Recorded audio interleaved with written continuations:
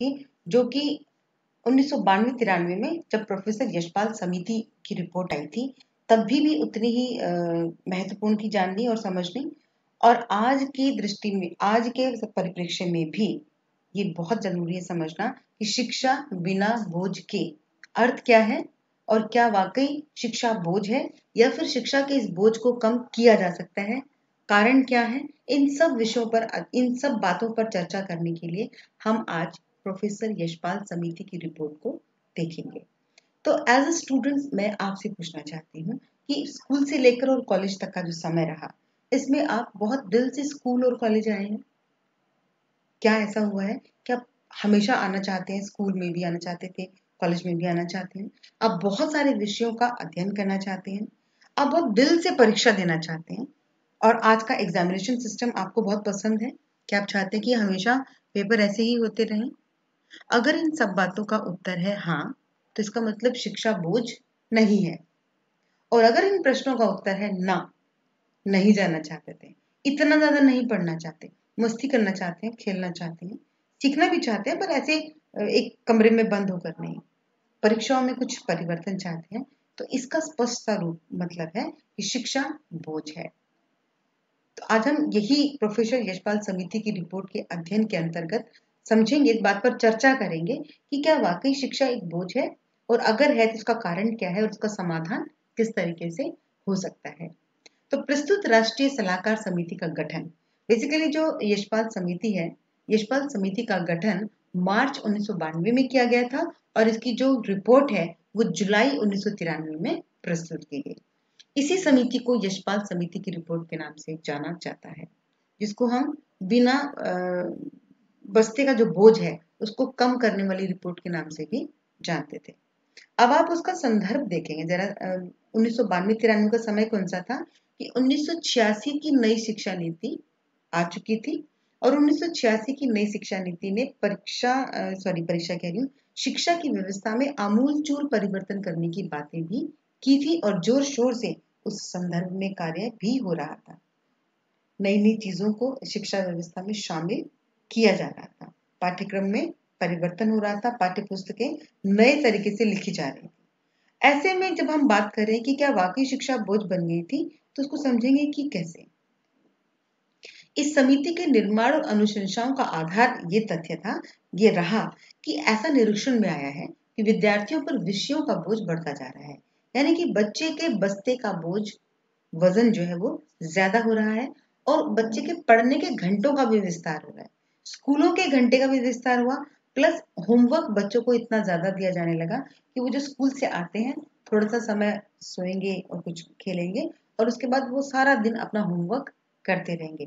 तो बच्चों पर, बच्चों के मानसिक विकास पर इसका असर बेहतर नहीं है। लेकिन इतने घंटे स्कूल में पढ़ने और होमवर्क करने के बावजूद, प्लस इसमें एक और नया एडिशन आया ट्यूशन शिक्षा का, कि बच्चों के ट्यूशंस भी लगने लगे, तो बच्चों के पढ़ने वाले घंटे लगातार बढ़ते गए, लेकिन उसके अनुसार या उसके अनुपात में बच्चों की जानकारियां नहीं बढ़ी, बच्चों के ज्ञान में कोई गुणात्मक विकास और विस्तार नहीं हुआ। तो ये अपने आप एक समस्या बन गई कि जो हम बच्चों को सिखाना चाह रहे हैं, बच्चे वो नहीं सीख पा रहे हैं, जबकि हमने उसे घंटों का भी विस्तार कर दिया है, उसकी पुस्तकों का भी, उसके पाठ्यक्रम का भी, हर चीज का भी। तो शिक्षा एक बोझ है, क्यों है, क्यों शिक्षा बोझ बन गई है, किस तरह की समस्याओं को हम देखते हैं अपने समाज में, वो उन पॉइंट्स को समझने का प्रयास किया गया यशपाल समिति के अनुसार। और यशपाल समिति ने यह कहा कि बच्चों के लिए बोझ शिक्षा क्यों बन रही है विषय पर ध्यान केंद्रित किया जाए, और उन्होंने इसके लिए निम्नलिखित बिंदुओं की पहचान भी की कि हम कैसे समझ रहे हैं इस बात को कि बच्चों पर शिक्षा का बोझ बढ़ गया है। तो पहला पॉइंट उसने लिया कि बच्चों की पढ़ाई का जल्दी शुरू होना। आप देखेंगे कि पूर्व काल में पहली कक्षा में 6 साल के बच्चे का दाखिला होता था, और यानी कि 6 साल का बच्चा जो है वो अपनी शिक्षा आरंभ करता था औपचारिक रूप से। उससे पहले भी बच्चा सीख रहा है चीजों को, लेकिन जो औपचारिक विद्यालय में आया है वो 6 साल का बच्चा है। लेकिन 1992-93 तक आते आते नर्सरी स्कूल का कंसेप्ट जो है वो बहुत ज्यादा विस्तार पा गया था, और इन नर्सरी स्कूलों में विशेष तौर पर जो पब्लिक स्कूल थे उनमें 2.5 साल के बच्चे के दाखिले की भी बात की गई।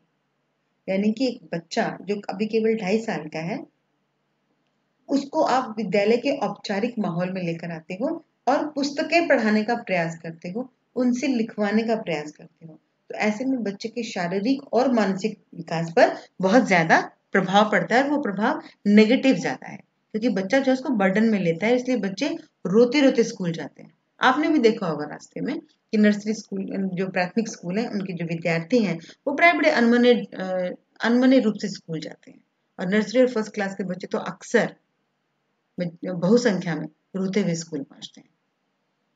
नंबर 2, स्कूल बैग का आकार। ये लगातार निरीक्षण में आ रहा था कि बच्चा ये मतलब मजाक भी बन गया था एक तरीके से कि बच्चा 10 किलो का है और बस्ता बच्चे का 20 किलो का है। उसकी किताबों की संख्या लगातार बढ़ रही थी। ये विशेष तौर पर यह समस्या पब्लिक स्कूलों में थी और ऐसे में जब हम 1986 की नीति में हम देखते हैं तो वो पूरे देश में एक तरह की शिक्षा व्यवस्था की बात करता है, पाठ्यक्रम पाठ्य पुस्तक के लेवल पर। लेकिन अपने आप को अधिक आधुनिक बनाने की होड़ में पब्लिक स्कूलों ने अधिक से अधिक विषयों को अपने स्कूलों में प्रवेश दिया और बच्चों पर उन विषयों को पढ़ने का जो है वो दबाव रहा, तो स्कूल बैग का आकार जो है वो लगातार बढ़ता रहा और ये समस्या आज भी है। हालांकि यशपाल समिति ने इस बात का पुरजोर समर्थन किया था कि विषयों की संख्या सीमित होनी चाहिए, बच्चों को जो सब्जेक्ट पढ़ाए जाते हैं वो लिमिटेड होने चाहिए और बच्चों को जो स्कूल बैग है उसका वजन भी कम होना चाहिए, यानी कि कॉपीज किताबें उन सब की संख्याएं कम होनी चाहिए ताकि बच्चा जो है वो खेल खेल में एक आनंदमय स्थिति के साथ पढ़ पाए। नंबर 3, आपने कहा बच्चों की पढ़ाई जल्दी शुरू होगी तो भी वो बर्डन में है। स्कूल बैग के आकार के बढ़ने का मतलब है किताबों की संख्या, कॉपियों की संख्या और जो अदर एक्टिविटीज और प्रोजेक्ट्स वगैरह सब कराए जाते हैं उन सब का टोटल वजन देखें तो जो पेरेंट है वो भी बड़ी मुश्किल से बच्चे को स्कूल तक पहुंचा पाते हैं। समझ रहे हैं आप। नंबर 3 है परीक्षा प्रणाली।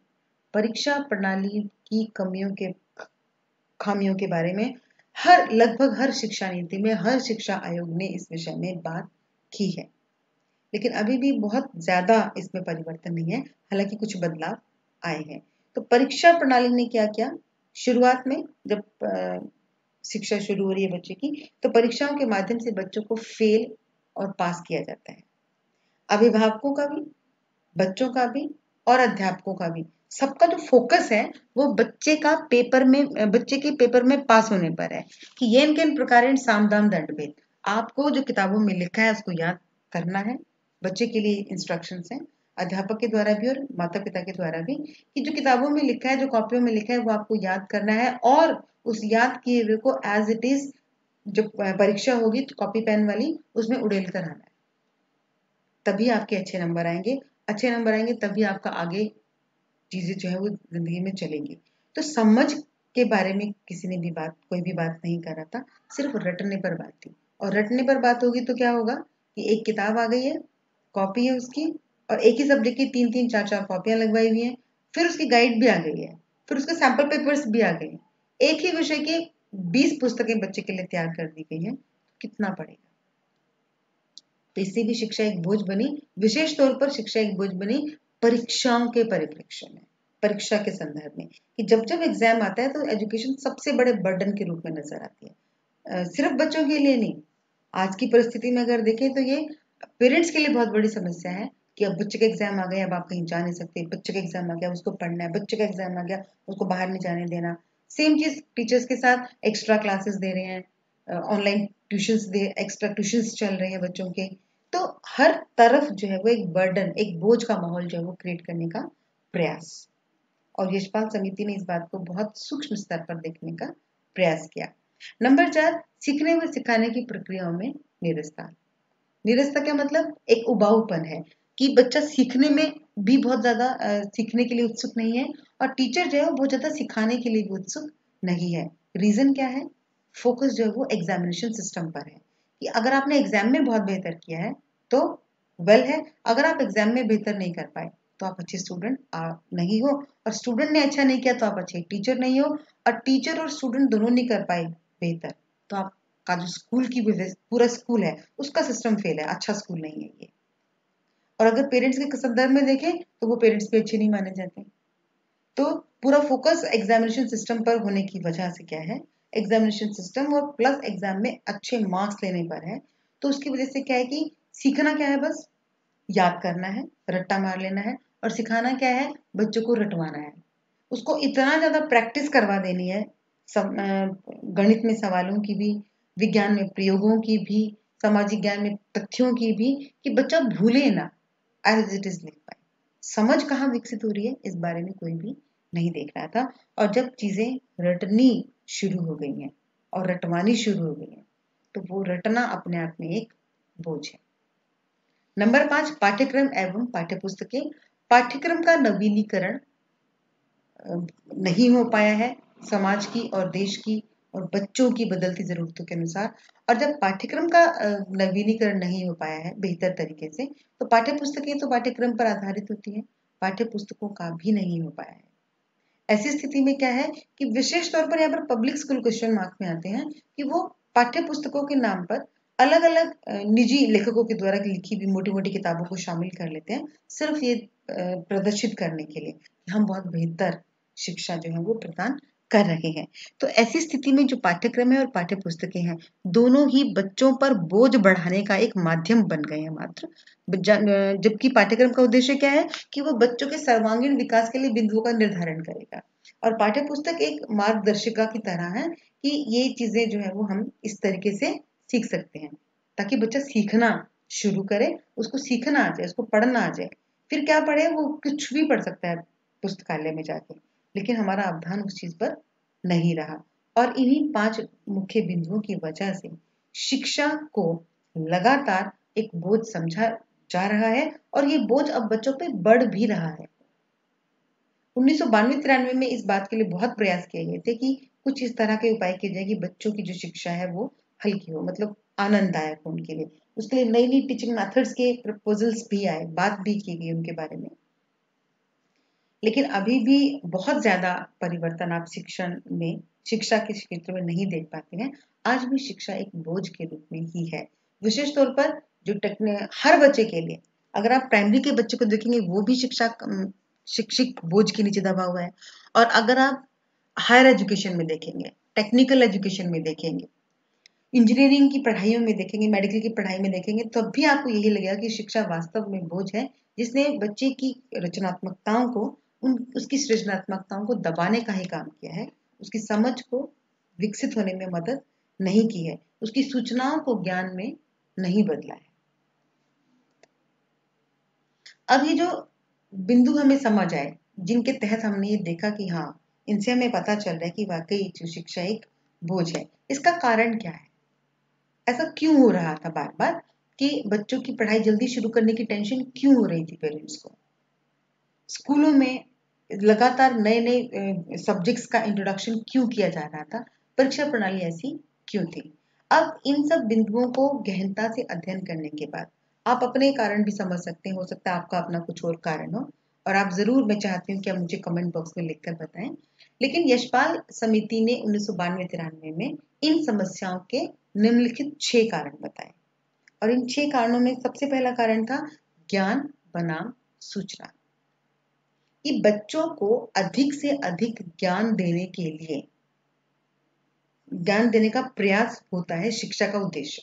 यानी कि शिक्षा का महत्वपूर्ण उद्देश्य क्या है कि आप बच्चे का, व्यक्ति का सर्वांगीण विकास करना है, यानी कि उसको ज्ञान देना है, अपने बारे में समझ देनी है, समाज के बारे में समझ देनी है, जीवन के बारे में, उसके पर्यावरण के बारे में। लेकिन ये जो कंसेप्ट है ज्ञान का, इसको सूचना के रूप में देख और समझ लिया गया। ये दुर्भाग्यपूर्ण है कि वर्तमान समय में जब हम यशपाल कमेटी रिपोर्ट की बात कर रहे हैं, तो 1992-93 से लेकर और 2020 तक अभी भी ये अवधारणा जो है वो वर्सेस चल रही है कि ज्ञान का मतलब, पेरेंट्स ने भी ये समझ लिया है, और बहुत हद तक शिक्षा के ठेकेदारों ने भी, शिक्षा के स्टेक होल्डर्स ने भी, कि बच्चों को जितनी ज्यादा सूचनाएं देंगे उतना उनका ज्ञान जो है वो बढ़ता जाएगा।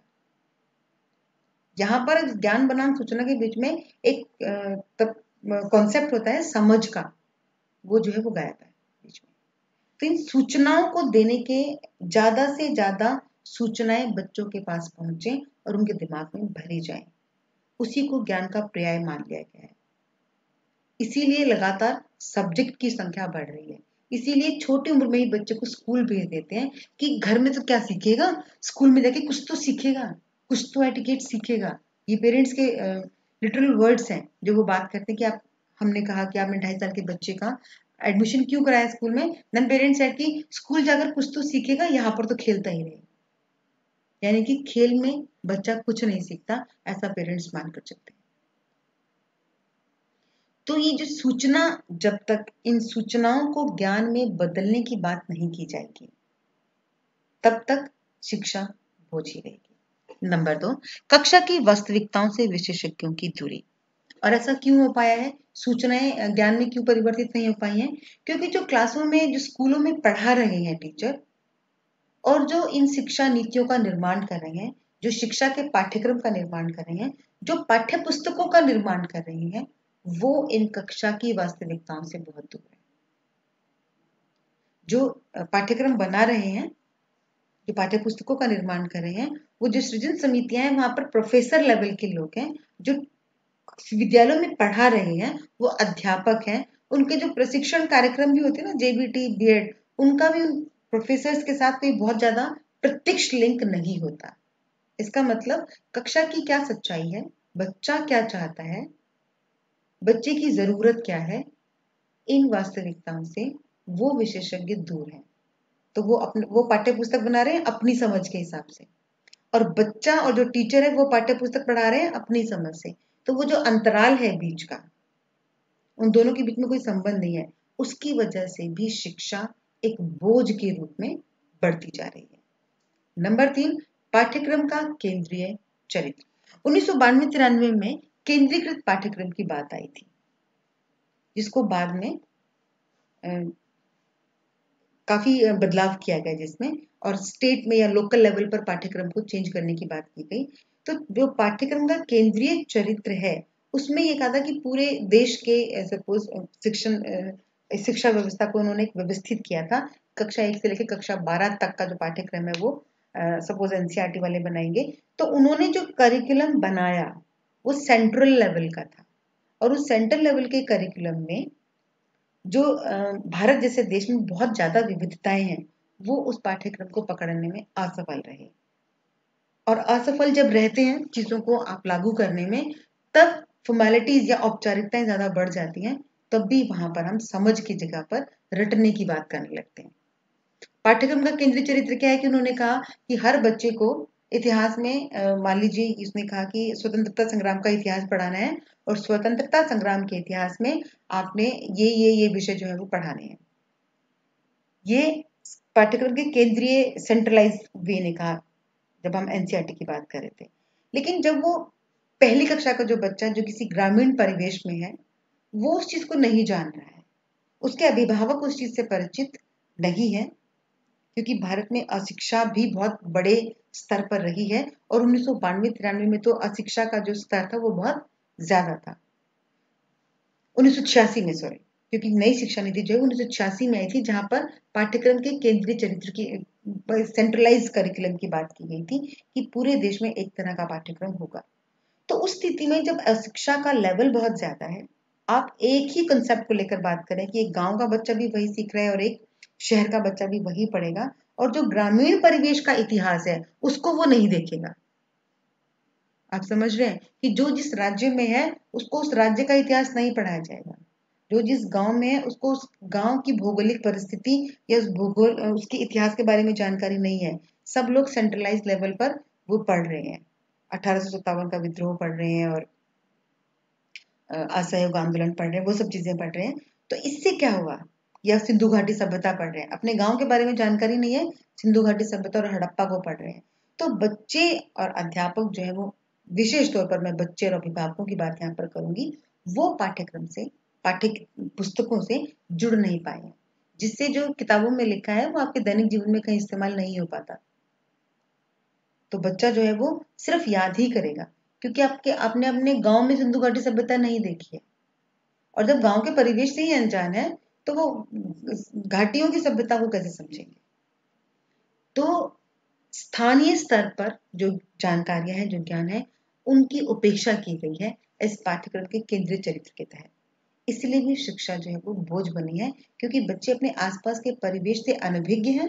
उसके बारे में स्कूलों में, कॉलेजों में कोई बात नहीं होती।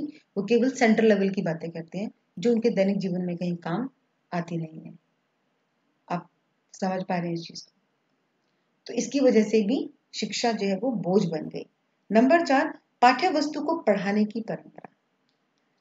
एक धारणा बन गई है कि जब आप अध्यापक कक्षा में आएगा और बच्चा कक्षा में आएगा तो बच्चे के बस्ते में पाठ्य पुस्तक होनी ही चाहिए।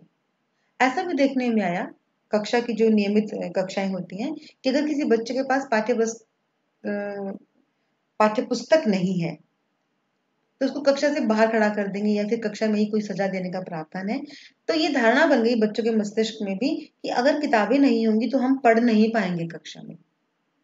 पढ़ाई का मतलब है किताबें, और किताबों और पढ़ाई का मतलब है अध्यापक। तो चीजें इस तरीके से जुड़ी, तो वो एक सिस्टम में बन गई, रिजिडिटी आ गई वहां पर।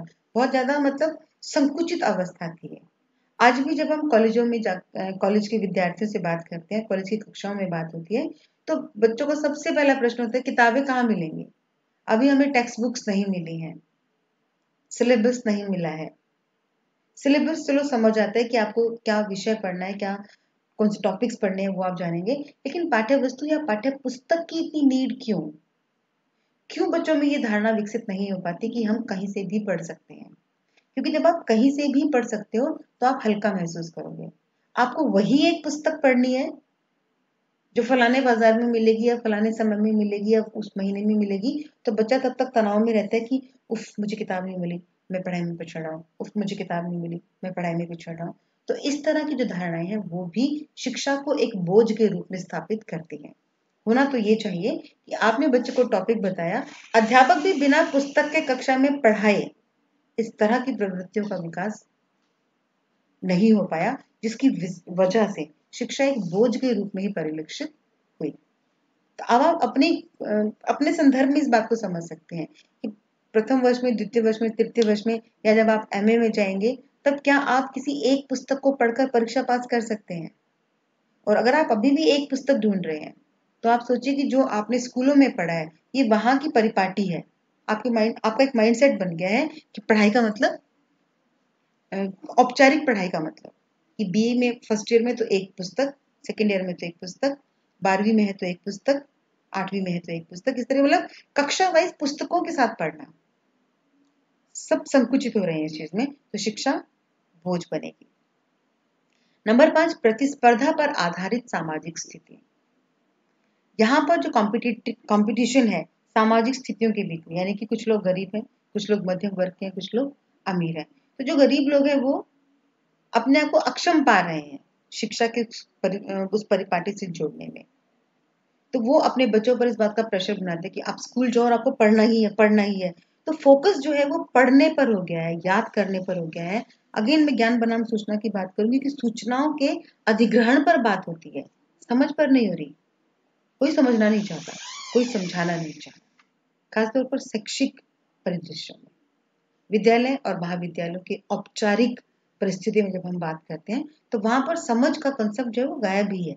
उसको लाने का प्रयास किया जा रहा है अब लगातार। तो जो धनी वर्ग के लोग हैं वो अधिक से अधिक संसाधनों तक, सुविधाओं तक अपने पहुंच पाते हैं, तो वो अपने बच्चों को अधिक से अधिक चीजें देते हैं। वो एक अलग तरह का बर्डन है कि आपने पब्लिक स्कूल में डाल दिया और आपने 10 सब्जेक्ट पढ़ने हैं, 15 सब्जेक्ट पढ़ने हैं, तो वो बच्चा अलग तरीके से एक शिक्षा के बोझ से दबा हुआ है। और जो गरीब का बच्चा है वो अलग तरह से शिक्षा के बोझ में है कि अगर नहीं पढ़े तो ये होगा, अगर नहीं पढ़े तो हमारी तरह रहोगे, अगर नहीं पढ़े तो लेबर का काम करना पड़ेगा। जैसे तो आप समझ रहे हो चीजों को लेकर कि हर स्तर के बच्चे पर शिक्षा एक अलग प्रकार से बोझ के रूप में बनी हुई है। और नंबर 6, शैक्षिक वातावरण का अभाव। ये सबसे महत्वपूर्ण कारण मुझे लगता है कि शिक्षा जो बोझ बन गई है, क्योंकि विद्यालयों में भी और घर में भी और समाज में भी इस तरह के वातावरण का अभाव दिखता है हमें जहां बच्चा कुछ सीख पाए। इसके लिए होना ये चाहिए कि सबकी एक मनोवृत्ति होनी चाहिए कि शिक्षा प्राप्त करने का मतलब क्या है, सीखना। और सीखना क्या सिर्फ स्कूल की बिल्डिंग में होगा? जब बच्चा घर में तो क्या वो नहीं सीख रहा है अच्छी और खराब चीजें? जब 1 साल से लेके 5 साल तक बच्चा स्कूल नहीं जाता, या 1 साल से लेके 2.5 साल तक, जन्म से लेके 2.5 साल तक का बच्चा स्कूल नहीं जाता, तो उन 2.5 सालों में वो कुछ नहीं सीख रहा क्या? उसने सीखा है हंसना, रोना, गाना, बातें करना। भाषा का जो पहला भाषा सीखी है उसने, पहली भाषा वो अपने घर में ही सीखी है, अपने पेरेंट्स के साथ ही सीखी है। तो सीखने को एक स्कूल नामक या कॉलेज नामक एक बिल्डिंग के साथ चस्पा कर देना, अटैच कर देना, अपने आप में शिक्षा को बोझ के रूप में परिलक्षित करवाती है। तो विद्यालय में, घरों में और समाज में इस तरह के वातावरण का अभाव है और इस तरह की समझ का अभाव है कि बच्चा कहीं पर भी हो वो समझ सकता है, सीख सकता है और उसकी सूचनाएं ज्ञान में बदल सकती हैं। इस तरह के प्रयासों का अभाव, इस तरह के प्रयासों के अभाव के कारण भी शिक्षा एक बोझ के रूप में नजर आती है। यशपाल कमेटी की रिपोर्ट ने इस विषय में कुछ समाधान भी सुझाए और उन्होंने कहा कि अध्यापकों की पाठ्यपुस्तकों के निर्माण में प्रभावी भागीदारी होनी चाहिए। यशपाल कमेटी ने यह माना कि अगर अध्यापक पाठ्यपुस्तकों के निर्माण में शामिल होंगे तो चूंकि वो बच्चों के साथ प्रत्यक्ष रूप से जुड़े हुए हैं, तो उनको बच्चों की जरूरत और बच्चे किस तरीके से सीखते हैं, वो किस तरह की भाषा, किस तरह के शब्दों को सीखते हैं, तो वो उन चीजों का इस्तेमाल जो है वो पाठ्यपुस्तकों में करेंगे, तो बच्चे पाठ्यपुस्तक के साथ जुड़ पाएंगे। क्योंकि अध्यापक भी जो है वो बच्चे के सामान्य परिवेश से ही आ रहा है। नंबर 2, नर्सरी स्कूल खोले जाएं तथा इनमें प्रवेश के लिए किसी प्रकार का साक्षात्कार न लिया जाए। नर्सरी कक्षाओं में पाठ्यपुस्तकों व परीक्षाओं की अनिवार्यता समाप्त की जाए। और यहाँ पर यशपाल कमेटी ने एक और बात भी कही कि जो नर्सरी स्कूल हैं वो बच्चों को पढ़ाने के लिए नहीं खोलने हैं, वो बच्चों को खेलना सिखाने के लिए खेलने हैं, वो बच्चों को विद्यालय के वातावरण से परिचित कराने के लिए खोलने हैं। क्योंकि बहुत सारे पब्लिक स्कूलों में और पब्लिक स्कूलों की पब्लिक स्कूल के साथ एक अनदेखी, मतलब वो है प्रतियोगिता सरकारी विद्यालयों की, उन्होंने भी नर्सरी स्कूलों में भी पुस्तकों को इंट्रोड्यूस किया है। जब नर्सरी स्कूल में एडमिशन होता है, विशेष तौर पर ये मैं पब्लिक स्कूलों की बात कर रही हूँ, कि वहां पर न केवल बच्चे का इंटरव्यू लिया जाता है बल्कि पेरेंट्स का भी इंटरव्यू लेते हैं, और उन बच्चों के इंटरव्यू के मार्क्स के आधार पर और माता पिता के मार्क्स के आधार पर ही बच्चों को एडमिशन दिया जाता है। और नर्सरी क्लास में चूंकि किताबें भी आ गई हैं, इंटरव्यू बेस उसका एडमिशन होता है, तो वहां पर एग्जाम सिस्टम भी है जो बच्चों को स्कूल से मतलब एक तरीके से काट ही देता है, क्योंकि उसको परेशानी होती है, वो क्या समझेगा उस चीज को, उसकी सूचनाएं ज्ञान में कैसे बदलेंगी, जबकि उसको किताबों में दिया गया फैक्ट याद करना है, उसको लर्न करना है कि F4 फिश होता है, F4 फिश होता है। बच्चे को 50 बार रटवा रहे हैं, 100 बार रटवा रहे हैं कि F4 फिश होता है, तो वो F4 फैन खुद से देख ही नहीं पाएगा, समझ ही नहीं पाएगा, क्योंकि आपने उसको रटवा दिया है। तो यशपाल कमेटी ने इस विषय में बहुत गंभीरता से बात की कि नर्सरी स्कूल खोले जाएं और उन नर्सरी स्कूलों को बच्चों को विद्यालय के वातावरण से परिचित कराने का एक माध्यम ही माना जाए। उनका सर्वांगीण विकास तभी हो पाएगा। तो वहां पर कोई इंटरव्यू नहीं होना चाहिए, वहां पर कोई एग्जाम नहीं होना चाहिए, और नर्सरी क्लासेस के बच्चों के लिए कोई होमवर्क नहीं होना चाहिए, कोई बुक वहां पर नहीं लगनी चाहिए। नंबर 3, यशपाल कमेटी ने एक बहुत महत्वपूर्ण जो प्रावधान दिया कि प्राथमिक कक्षाओं में गृह कार्य व परीक्षाओं की अनिवार्यता समाप्त होनी चाहिए, कि बच्चों को होमवर्क नहीं दिया जाना चाहिए और बच्चों की परीक्षाएं खासतौर पर प्राथमिक कक्षाओं में, यानी कि नर्सरी क्लास से लेकर और 5वीं कक्षा तक के बच्चों की परीक्षाएं नहीं होनी चाहिए। उन्हें उनकी मौखिक अभिव्यक्तियों, जो बच्चों की मौखिक अभिव्यक्तियां हैं, वो जो काम को करके दिखाते हैं, उस मूल्यांकन के आधार पर बच्चों को प्रमोट किया जाना चाहिए, अगली कक्षा में पास कर दिया जाना चाहिए, ताकि बच्चों में ये धारणा ना बने कि विद्यालय आए हैं तो परीक्षा जरूर होगी और परीक्षा में अगर फेल हो गए तो आपको फिर से चीजों को रिपीट करना पड़ेगा, फिर से उन चीजों को सीखना पड़ेगा। ठीक, और अगर ऐसा होता भी है तो उसमें कुछ फ्लेक्सिबिलिटी होनी चाहिए। पर वैसे यशपाल ने और यशपाल कमेटी ने इस बात का पुरजोर विरोध किया था और कहा था कि बच्चों का गृह कार्य नहीं होना चाहिए, और अगर हो भी नहीं होना चाहिए, बेसिकली आप अनिवार्यता समाप्त की जानी चाहिए। अगर होता भी है गृह कार्य या परीक्षा, तो वो इस तरीके से हो कि बच्चा खुद से कर पाए, उसमें पेरेंट्स की सहभागिता ना हो, उसमें बच्चे को कोई बोझ महसूस ना हो। नंबर 4, कक्षा में पढ़ाते समय सहायक सामग्री का प्रयोग किया जाए। यशपाल कमेटी रिपोर्ट ने बड़ी अनुशंसा की थी इस बात की कि टीचर जो भी पढ़ा रहे हैं उसको उनको टीचिंग लर्निंग एड्स के माध्यम से पढ़ाना चाहिए। विशेष तौर पर वो दृश्य श्रव्य सामग्री का प्रयोग बात करते हैं कि कोई चार्ट ऐसा होना चाहिए, कोई चित्र ऐसा हो जो बच्चों को देखने में आकर्षित भी करे और जो बच्चों को उस पर्टिकुलर कंसेप्ट की जानकारी भी दे। इसके अलावा हर स्कूल में टीवी और रेडियो की व्यवस्था होनी चाहिए ताकि बच्चों को वो कंसेप्ट दिखाया भी जा सके। तो बच्चों को पढ़ाते समय सहायक सामग्री का प्रयोग जो है वो अनिवार्य होना चाहिए। इसके बाद अंतिम रूप से यशपाल कमेटी रिपोर्ट ने यह भी अनुशंसित किया कि कक्षाओं में शिक्षक विद्यार्थी अनुपात 1 और 40 से ज्यादा ना हो, यानी कि एक कक्षा में एक अध्यापक और 40 विद्यार्थियों से ज्यादा की संख्या नहीं होनी चाहिए।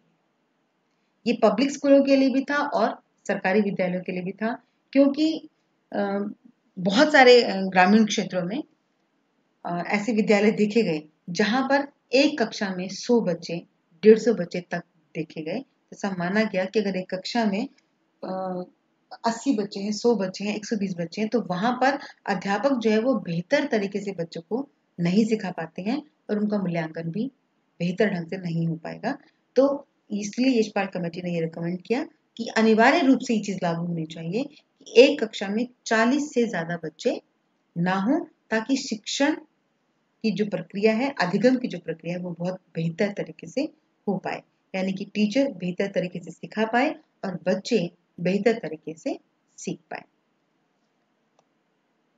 जैसे कि मैंने पहले भी कहा कि यशपाल कमेटी की जो रिपोर्ट 1992-93 में प्रासंगिक थी, महत्वपूर्ण थी, उपयोगी थी, उसकी वो उपयोगिता आज भी उतनी ही है। हालांकि इन पिछले